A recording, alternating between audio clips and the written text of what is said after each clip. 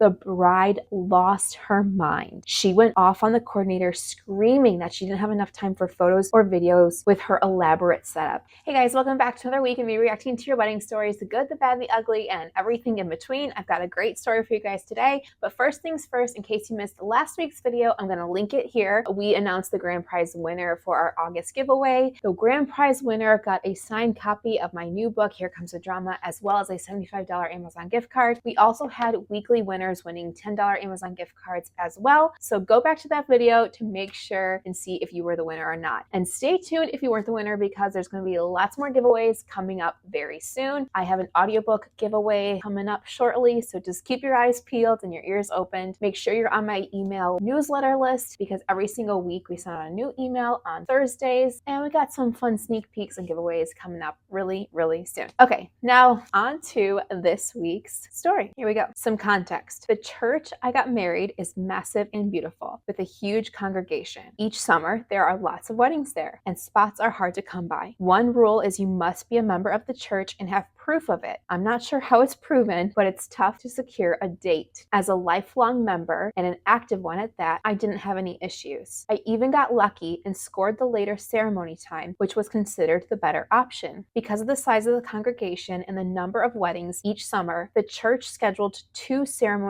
a day, one at noon and one at 2 p.m., with the 2 p.m. slot being the most coveted. Leading up to the wedding, we were working through details and decor with church. Since it's already such a beautiful place, not much is needed, but it's customary to put flowers near the altar for vows and photos. I reached out to the bride, who was scheduled before me, to ask if she wanted to split the cost of flowers so they could be used for both ceremonies. That's a smart idea. I would not have thought of that. I got a curt response that my choice would never fit her style. Without even knowing you?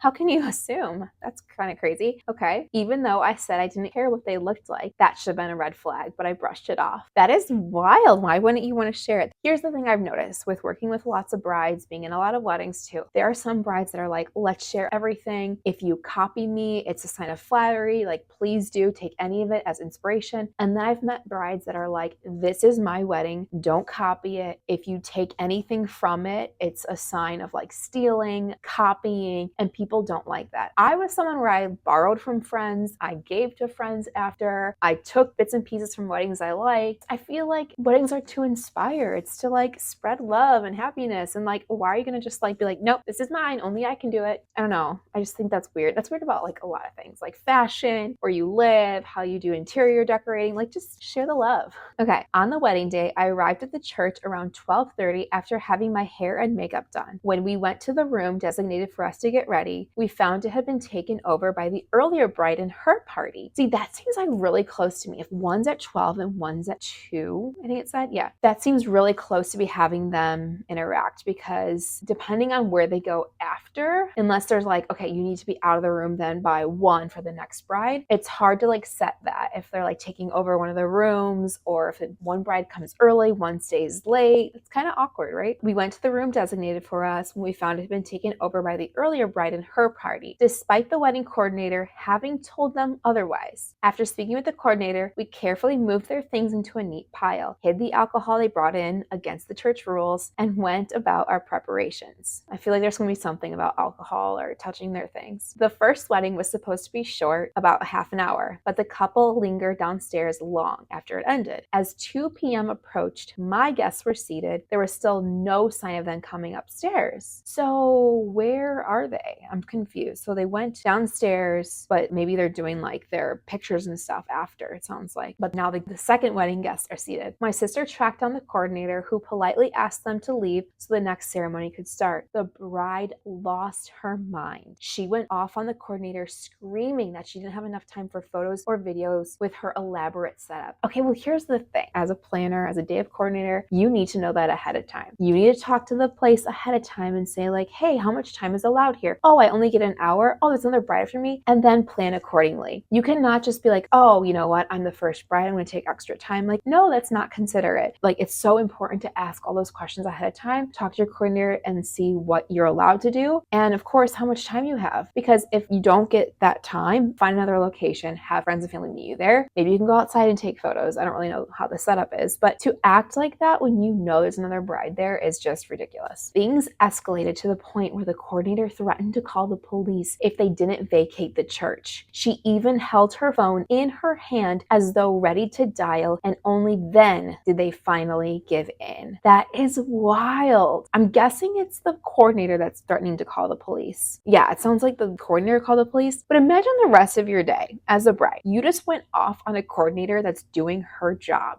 quite literally doing her job. She works for a church. You're at a religious building and you're going to take it out on this poor woman who's just doing her job. How are you going to carry yourself the rest of the day? I can only guess how she was as a bride to her bridesmaids, to her family. Someone that acts like that, a little entitled, a little rude, they have no problem doing that any other time. When they finally came upstairs to gather their things, the bride, her bridal party, and her mother started yelling at me and my family. Okay, here we go. The mother of the bride even came close to hitting me and my mom. Who are these people? This is wild. The pastor eventually had to step in and get them to leave. You're having the pastor now get in. Holy cow. As they stormed out, they hurled insults, saying my dress was ugly, my bridesmaids' colors were awful, and my mom looked horrendous. These are just terrible people. Can you imagine? You are just so unhappy with your own life that you see another bride, and because they're following the rules and they're ready for their wedding, that you're going to do that? Unbelievable. It's got to be really sad to be that kind of person. I'm like getting really mad for this bride that wrote in. Not exactly the vibe you want before walking down the aisle. After our ceremony, we returned upstairs to clean up and found the space trashed. We picked up after ourselves, and we also had to deal with the mess they left behind. They even forgot a few things, which we passed along to the coordinator. Oh my gosh. A couple of weeks later, I ran into the coordinator again. She told me that the other bride and mother had barged into her office, accusing us of stealing from them, ruining their big day, and claiming it was my fault they didn't get the 2 p.m. slot. So here we go. They probably came in wanting that slot, but it was already taken, and they were like, we're going to be angry. We're going to take up extra time. We're going to take it out on them. So they were mad from the get-go and decided to take it out on this poor day of coordinator and this poor bride that got it first. Like, sorry, you snooze, you lose. Like, it's not the bride's fault. It's not the day of coordinator's fault. The church has their way of doing things. I could never imagine acting this way. This is such entitled, rude behavior. When the coordinator spoke to the pastor about it, it came out they weren't even members of the church. The mother bribed someone, here we go, not the pastor or coordinator, to let them marry there. Who? I want to know who got weaseled their way in there. Okay. Bypassing both the membership requirement and the mandatory premarital prep class. So they were just like, you know what, we're going to do things our own way, apparently. This is why rules are set in place, because of people like this. People get mad about stuff like that, but you're the exact reason why they need to have these rules. At the time, it was a nightmare, especially 10 minutes before my own wedding. Imagine the anxiety. You're already like nervous about walking down the aisle. You know, you're excited, all that. And then this happens. You're like, what am I feeling? There's so much going on here. This is wild.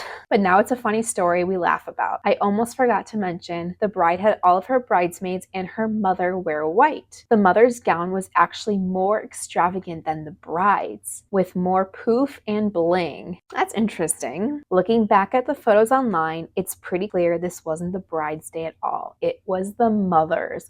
Whoa, bomb dropped at the end there. Okay, so there's a lot of anger and resentment, it sounds like, building up. So the first bride is probably mad that the mom made it about herself. The mom's anger about not getting the time she wanted fed into everybody else. And I just feel it. I feel it how it's happening now. Well, it says the bride had all her bridesmaids and mom wear white. Okay, now this is just me reading into it. If the mom was just like, this is the dress I'm going to wear, and the bride was like, okay, then all my bridesmaids are going to wear white too, as a way to get back at her. I'm just, this is the way my brain works now. It's weird. It's crazy. Oh my gosh. Well, that was a crazy story. Thanks for hanging out with me, guys. Let's just create some dialogue around this. What do you guys think actually happened with this first bride? Do you think the mom lied to her?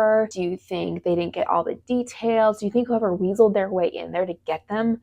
I'm so curious what you guys think. All right, guys. Well, thanks for hanging out with me this week. That was wild. Curious to see what you guys have to say about it. As always, don't forget to check out my podcast called Here Comes the Drama. We share new wild and crazy drama stories every single week. We do some hot takes, crazy confessions, and so much more. And don't forget to check out my new book, Here Comes the Drama, a Ferris and Sloan story. First of many, working on book number 2 right now. All right, that's all I got. See you next time. Bye.